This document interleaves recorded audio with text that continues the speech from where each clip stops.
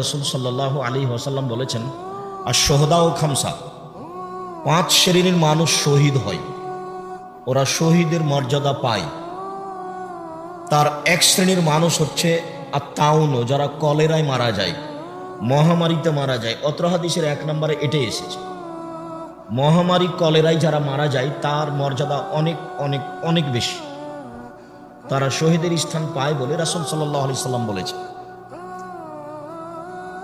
তারপরে তিনি বলেছেন, আল হারিকু শাহিদ, আল গারিকু শাহিদ, আল হাদমু শাহিদ। কেউ যদি আগুনে জ্বলে মারা যায় সেও শহীদ, কেউ যদি পানিতে ডুবে মারা যায় সেও শহীদ, কেউ যদি উপর থেকে পড়ে মারা যায় সেও শহীদ।